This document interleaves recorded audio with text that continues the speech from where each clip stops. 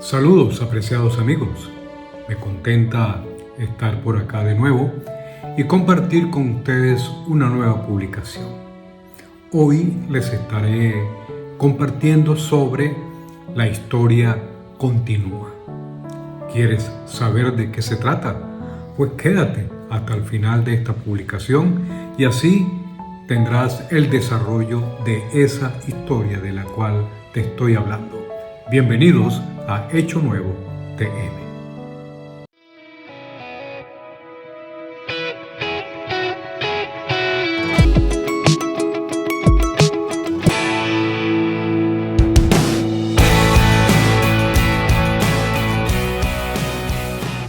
La historia continúa. Interesante.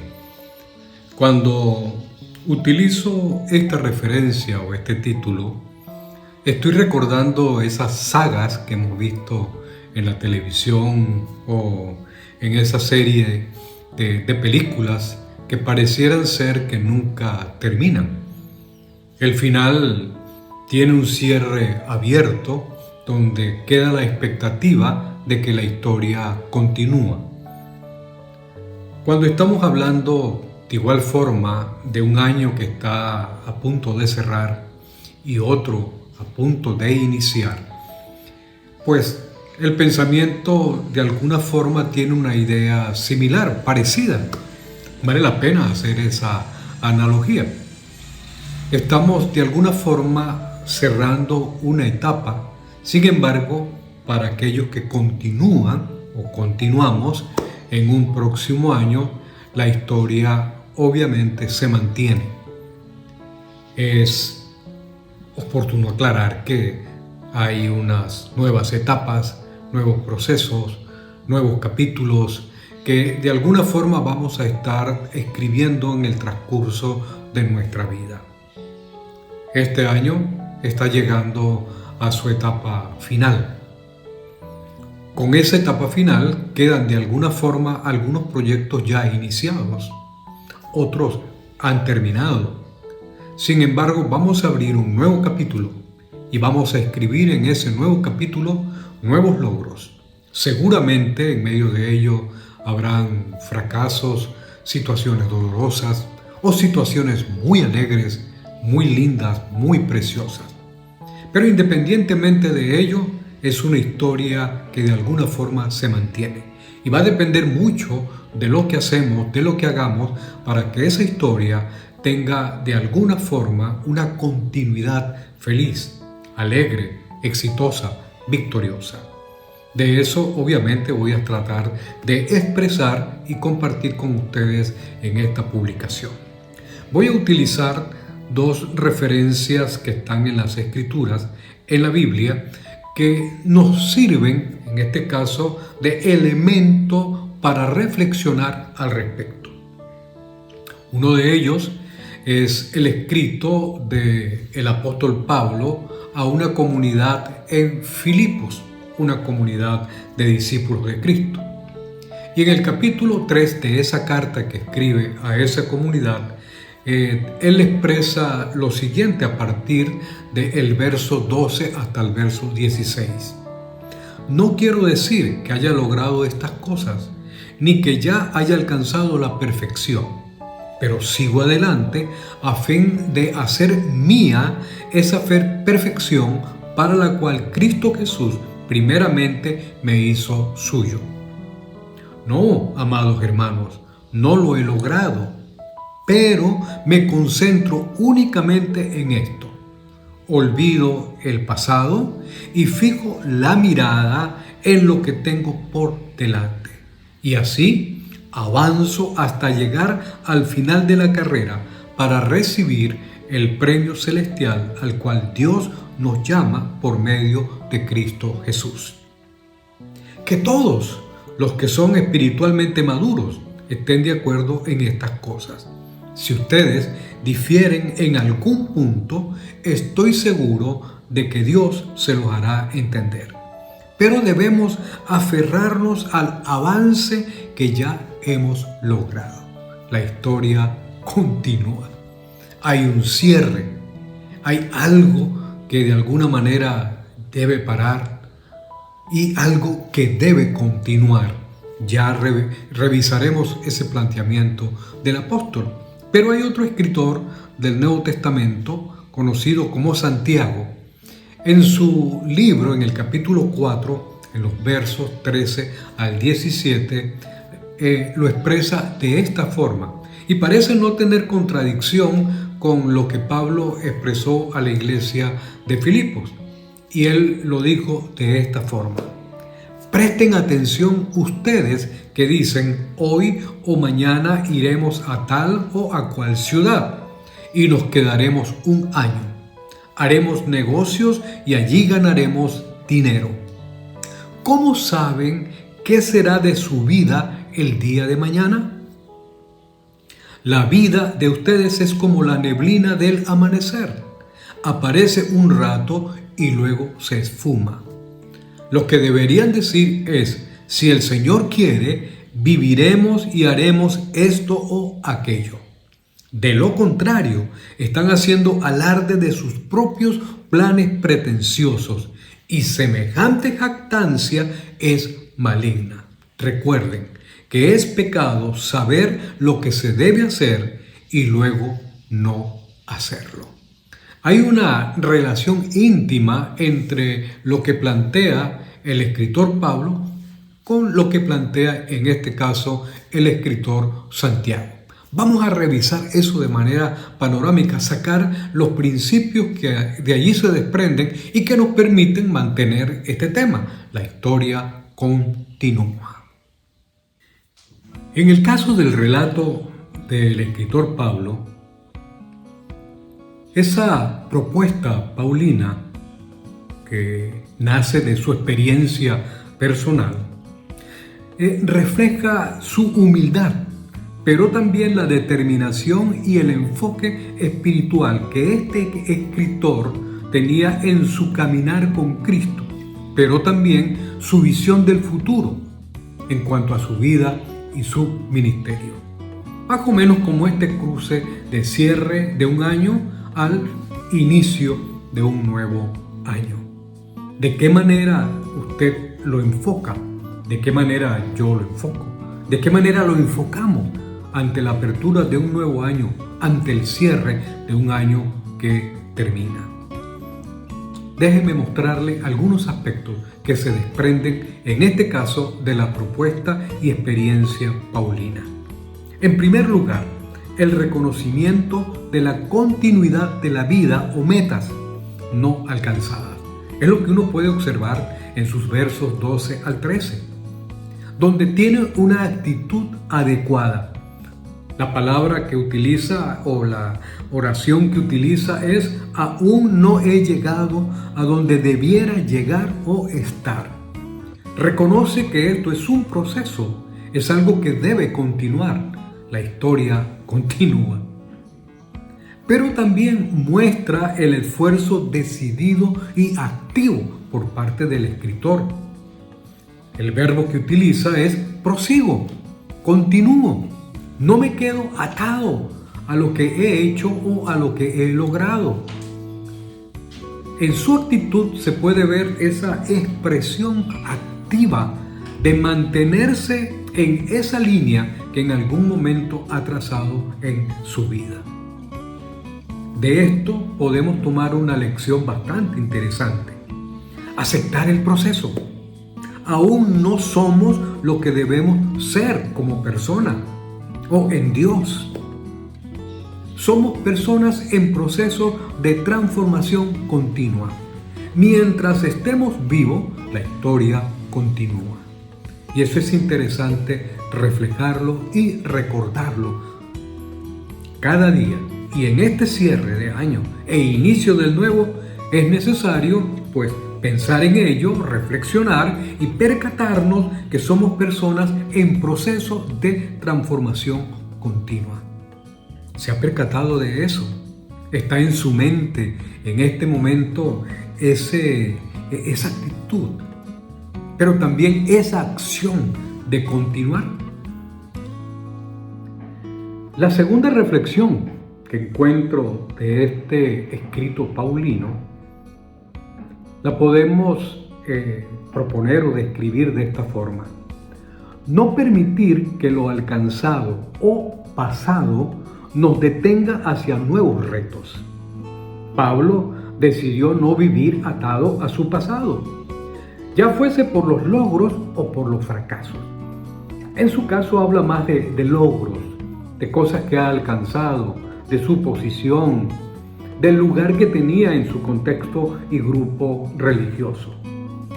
Sin embargo, ello no se convirtió ni en un obstáculo, ni en el elemento en donde se quedaría de alguna forma enclaustrado, parado o atado en ese logro, en eso que había alcanzado para su momento. Por ello, él utiliza otra expresión como esta: olvidando eso que he alcanzado, que he logrado. Ahora, esto no significa ignorar el pasado, sino no permitir que defina o que limite el presente y el futuro. Algunos se quedan de alguna manera enfrascados en fracasos, en dolores, en tristezas, en duelos. Pero otros también se quedan atados en los logros, en los éxitos, en los premios obtenidos a través del tiempo o a través del año.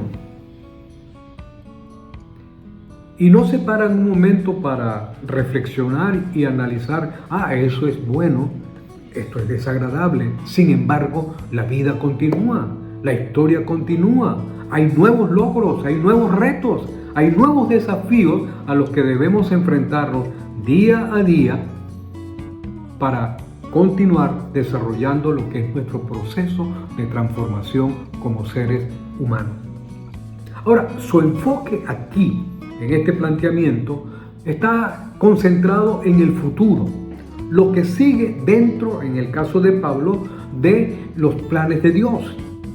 Él utiliza el término fijo la mirada. Cuando él habla de fijar la mirada, es prestar atención a aquello que es significativo, aquello que de alguna manera va a seguir produciendo ese proceso de crecimiento, de desarrollo, de transformación como persona que sirve a Dios, como docente, como apóstol, como predicador, independientemente cuál fuese su rol en aquel entonces. Pero concentra su atención, presta atención a aquello que puede de alguna manera alcanzar, que se convierte en su meta, se convierte en su objetivo en el día a día. Además de olvidar, de enfocarse, él también de alguna forma nos describe la meta que tiene en el momento. Su meta: alcanzar aquel premio que va más allá de lo terrenal. Y utiliza esta propuesta: avanzo hasta llegar al final.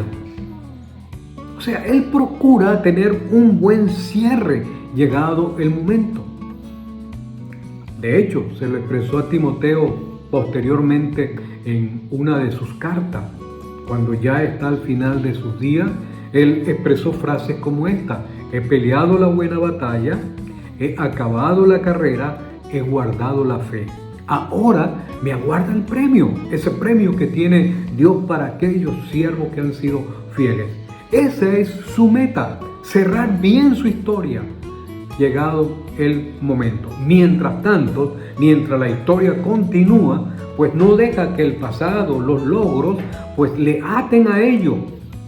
Pero también fija su atención, concentra sus esfuerzos en alcanzar algo mucho mayor. ¿Qué lección obtenemos de esta propuesta paulina?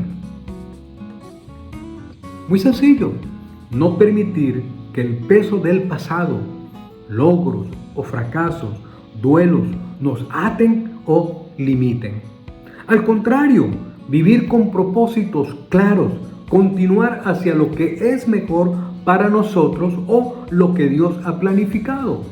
Es algo que debiera ser común, particularmente en todos los discípulos de Cristo, pero de igual forma en todas las personas, sean religiosas o no. Es una lección bastante significativa. el tener un enfoque claro, el no permitir que el pasado, cualquiera este sea, o este año que termina, cualquiera sean las situaciones que se han ocurrido o que han sucedido, logros, duelos, etcétera, pérdidas, te aten para no poder ver que en un nuevo año hay nuevas oportunidades. En ello debiéramos fijar la atención, en ello debiéramos fijar nuestro enfoque, y que nos lleva a decir: la historia continúa. Mientras estemos vivos, la historia continúa. Hay un tercer y una cuarta propuesta que quiero hacer con ustedes, pero ahora relacionándolo con el escrito de Santiago. Y se van a percatar que hay gran afinidad entre lo que Pablo y Santiago escribieron. Pero en este caso, Santiago concentra toda su atención especialmente en una advertencia para aquellos que creen que tienen el control del tiempo, que tienen el control del mañana, que pueden de alguna forma hacer las cosas sin percatarse si eso realmente va a suceder o no va a suceder. Esa advertencia es importante resaltarla. Por ello, en tercer lugar, pues evitar caer en la ilusión del control del futuro. Santiago, en los versos 3 y 14 de su capítulo 4, hace un desafío en donde muestra que hay dos actitudes que se deben evitar. La primera de ellas es la actitud de la autosuficiencia, en aquella en donde las personas confían plenamente en sus propios planes, capacidades, formación, etcétera, sin incluir en este caso el elemento divino, sin incluir a Dios. Y Él les advierte a aquellos que dicen: hoy y mañana haremos esto y aquello, venderemos, me graduaré de esto, alcanzaré aquello, etcétera. Y Dios no juega ningún papel en medio de esa línea de tiempo, en medio de esos proyectos, en medio de esos planes. La segunda actitud a la cual refiere Santiago y que invita a evitar es a la actitud de la jactancia. Están haciendo alarde de sus propios planes pretenciosos, dice el escritor.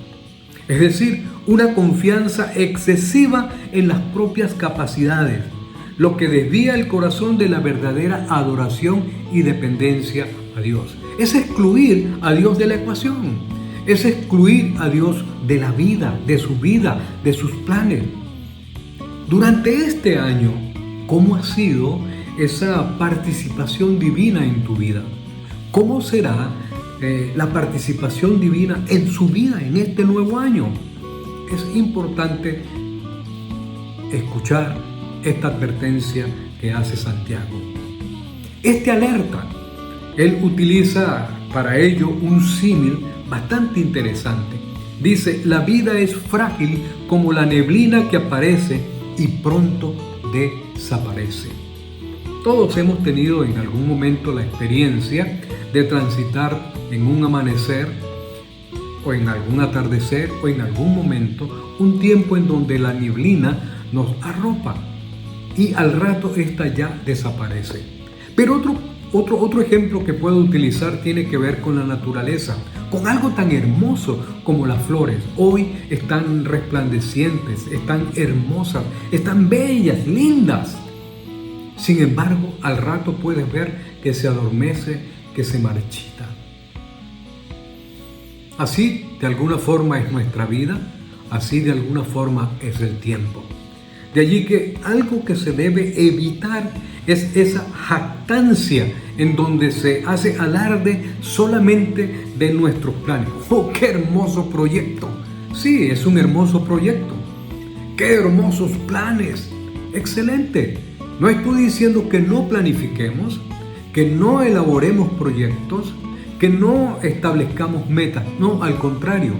¿Cuál es la actitud que acompaña ese proceso de planificación? Segundo, ¿quién te acompaña? Creo que está claro sobre la pregunta del quién. Ahora, ¿cuál es la lección en este caso que veo específicamente de Santiago para nosotros en este tiempo también? Es necesario cada día reflexionar sobre nuestra limitada visión del futuro y vivir con conciencia de nuestra dependencia de Dios. Lo contrario, Santiago lo califica como algo imprudente y de procedencia maligna. Amigos, Dios debe formar parte de esa historia que estamos escribiendo día a día, de esa transformación que solo Él de forma sobrenatural puede realizar en muchos de nosotros y que a pesar de grandes esfuerzos, a pesar de grandes inversiones, en muchos no ha sucedido ese proceso transformador. Pero Dios sí puede hacerlo. Y aún en esos planes, proyectos, estoy seguro que en Dios serán mucho mejor, con mejor alcance y con mayor éxito. Eso nos lleva a la cuarta reflexión y con ello estoy cerrando este capítulo de la historia continúa. Santiago hace una propuesta directa: someter nuestros planes a la voluntad de Dios. Así lo describe en el verso 15 de su escrito. Eso implica tener una actitud adecuada. Y él dice, en lugar de esa jactancia, de esa prepotencia, de esa soberbia, ustedes debieran decir algo como esto: si el Señor quiere, Dios mediante, si está en los planes de Dios, etc. Ahora, es importante resaltar que esta frase no debiera ser un mero formalismo. Muchos obviamente la utilizan y yo me pregunto, ¿en realidad creen en lo que están diciendo? Nos vemos más tarde si Dios quiere. Pero a veces se convierte en una costumbre repetir la frase. No estamos hablando de frase, estamos hablando de actitudes. Si realmente Dios es parte de nuestros planes, de nuestro proyecto, de nuestra historia. Es reconocer que Dios, nos guste o no, tiene la última palabra. Eso a mí personalmente me ha costado mucho a través del transcurso de mi vida y he tenido que de alguna forma revisarlo, chequearlo y evitar caer en la arrogancia y la soberbia que en muchas ocasiones he caído, lo cual me ha permitido tener algunos dolores, algunos fracasos que no debería haber tenido. Por ello, él propone que él debe de alguna forma ser parte de todo aquello que nosotros hacemos. Por eso recomienda buscar su guía, estar abiertos a cambios y aceptar con humildad su dirección, incluso cuando no coincide con nuestras expectativas. En otras palabras, es la responsabilidad de hacer lo correcto. Él cierra en el verso 17, quien sabe hacer lo bueno y no lo hace, eso está mal, eso no está bien. Si sabemos que algo se debe hacer de forma adecuada, pues es oportuno hacerlo. Es escribir una historia en donde de alguna forma el fundamento ético, el fundamento moral de todo aquello que hacemos se construye especialmente en planteamientos que expresa Dios a través de sus escrituras, a través de aquello que es sano, que es correcto, que realmente beneficia nuestra vida y beneficia la vida de otros. Desafortunadamente, mucha gente sabe lo que es correcto, pero termina haciendo aquello que no está bien. Es algo que debemos evitar. Es necesario incluir en nuestro proyecto de vida, en nuestra historia, a Dios y someter esos planes a su voluntad, cada día, cada momento. Finalmente, como han podido escuchar, la historia continúa. Mientras estamos vivos, cada año no es más que un capítulo de nuestra existencia. El asunto es lo que pretendemos escribir en esa sección de nuestra vida. ¿Cómo lo haremos? ¿De qué o de quién dependemos? En nuestro caso, además de nuestras capacidades naturales, tenemos los recursos sobrenaturales y la búsqueda y guía de nuestro Dios. ¿Cómo escribirás este nuevo capítulo? ¿De qué forma? ¿De qué manera?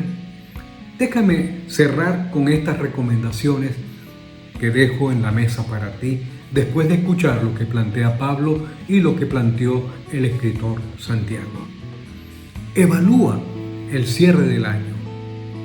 Revisa qué cosas debieras eliminar, qué cosas debieras mantener, qué cosas de las que has hecho deben ser transformadas, mejoradas, y qué cosas debes agregar para que esta historia, además de significativa, sea exitosa.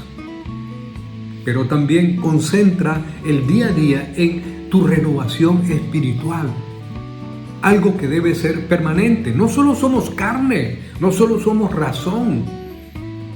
O sea, nuestra vida debe ser tratada de forma holística. Necesitamos también del elemento sobrenatural. Revisa también tus metas, propósitos y enfócalos en los planes y propósitos que tiene en este caso Dios para ti. ¿Los conoces? ¿Sabes cuáles son los planes de Dios para tu vida? O enfócala en lo correcto, en lo adecuado, en lo que no solo te beneficia a ti, sino que también puede beneficiar a tu familia, a otros, a la comunidad, al país. Construye relaciones saludables, relaciones que contribuyan en tu crecimiento personal, profesional, ministerial. Relaciones que no sean tóxicas, que te perjudican, sino aquellas que edifican elementos saludables para tu crecimiento, para tu transformación. Busca formas prácticas en donde desarrollar y usar tus capacidades, tus dones, especialmente en el servicio a Dios y a otros. Es decir, tener una misión clara de vida en donde tú puedas enfocar toda la atención. Aparta intencionalmente tiempos de descanso, de recreación y para tu salud. Es muy importante que en esos capítulos de la historia que continúa, eso forme parte de la agenda. Vive con la esperanza y confianza en Dios. Él es quien realmente sabe sobre el mañana. No caigamos en la inocencia de creer que tenemos el control del tiempo o en la arrogancia de creer que lo sabemos todo y que lo dominamos todo. La historia continúa. Sí, muchas gracias por llegar hasta el final de esta publicación. Para mí ha sido un desafío el compartir esta reflexión con ustedes. Deseo que tengan un año nuevo, diferente, lleno de muchos sueños. Así que, amigos, amigas, un abrazo. Feliz año nuevo. Recuerden, la historia continúa.